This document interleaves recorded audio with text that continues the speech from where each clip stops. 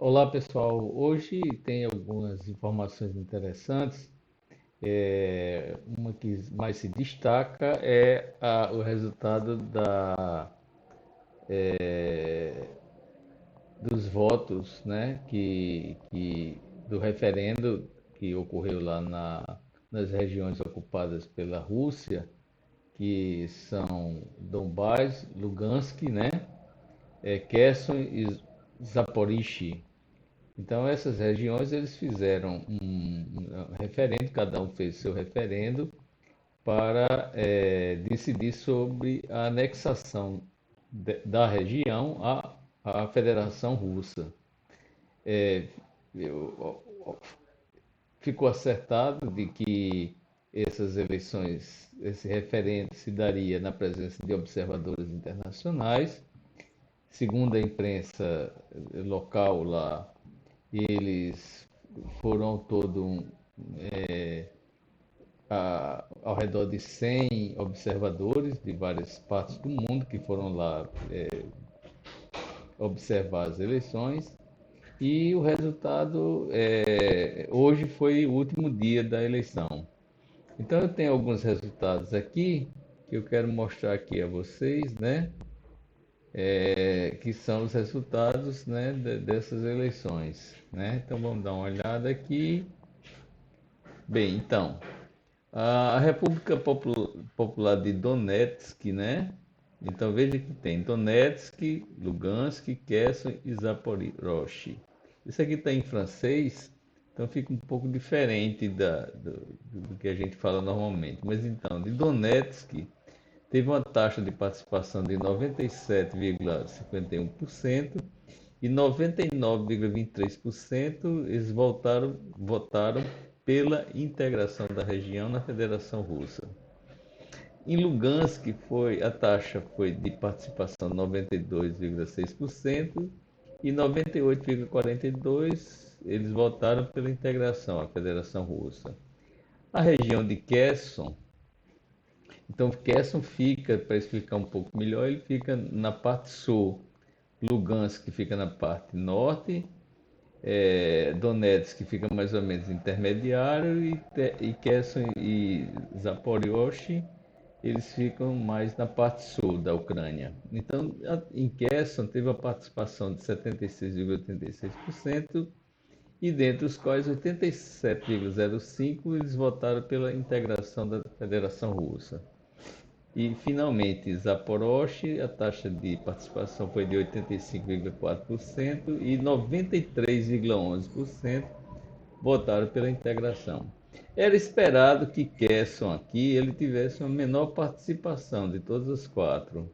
Alguns analistas internacionais sempre diziam isso, que Kesson ele teria um pouco menos, né? E se esperava uma maciça presença, né, dos eleitores, tanto em Donbás quanto Lugansk, que já estão independentes da Ucrânia desde 2014. Então, em 2014, quando houve o golpe lá da Praça Maidan, então eles se separaram, né? Eles entraram em guerra civil contra a Ucrânia, não aceitaram o golpe e se declararam independentes. Então, tanto Donetsk quanto Lugansk, eles já são independentes desde 2014.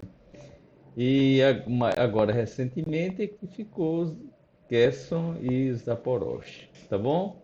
Então, isso é um destaque de uma notícia, né, de hoje 27/9. É, com relação aqui ao nosso continente, né, vamos ver aqui, tem uma notícia aqui da Bloomberg, né, que ele diz que os economistas esperam o crescimento da Venezuela em torno de 8,3% esse ano. O ano passado foi 1,9%.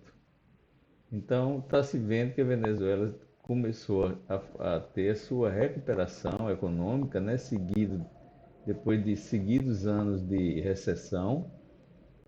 Então, aqui, não, isso não é um site deles, é um site da Bloomberg, que todos já ouviram falar, né, ligado ao mercado financeiro. Então, eles estão destacando aqui esse crescimento da Venezuela, o que é muito bom aqui para nós da América Latina. Aqui está um gráfico de como ele desceu, né, o quanto a Venezuela perdeu, foi perdendo em termos de economia e agora está recuperando bem aqui. Essa notícia vem a propósito é, de uma notícia aqui da Telesul, em que o presidente Maduro ele comemora esse crescimento, né? Então ele fala que o crescimento foi ao redor de 20% na economia real, de um quadrimestre para o outro, né? Mas na verdade por ano é esperado aquele crescimento que a Bloomberg tinha falado. Bem, outra notícia que tem é com relação à explosão aqui do gasoduto Nord Stream 1 e 2. Então aqui está a imagem, né? Essa imagem aqui foi publicada no jornal aqui, La Stampa da Itália. Então dá para se ver aqui como o gás está saindo aqui de dentro do mar, né? Houve uma explosão no gasoduto e se fala em uma sabotagem. Então,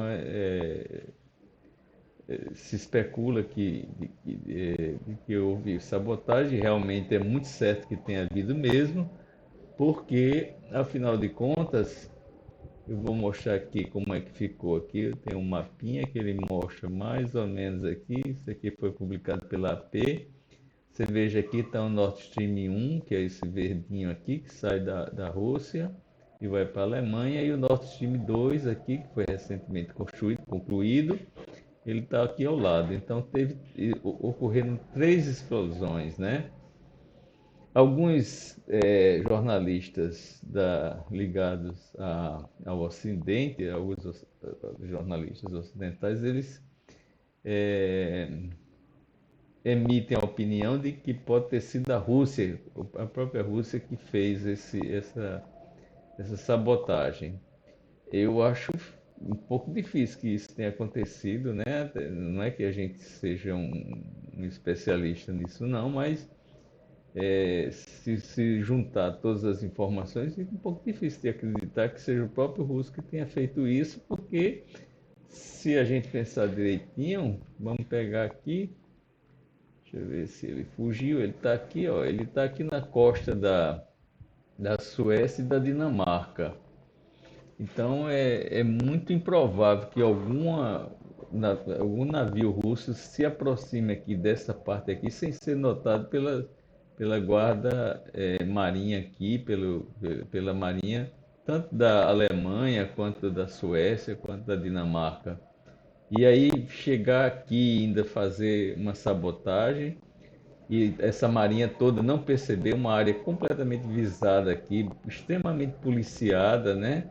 Ainda mais com toda essa tensão com relação à Rússia, então é muito improvável que isso é, seja obra dos russos, né? Então tem que investigar mais um pouco para saber quem foi que fez essa sabotagem. Mas foram três explosões que foram ouvidas aqui, foram registradas pelos setores sísmicos aqui da Dinamarca e foi observado esse vazamento de gás aqui, principalmente metano, né? O que, segundo os especialistas, o metano ele é muito ruim para a camada de ozônio, né? Porque, segundo se diz, a imprensa reporta, o metano ele absorve muito o calor do sol, então aumenta muito a temperatura. Bom, pessoal, então é isso. Deixamos outras notícias para depois. Um abraço a todos.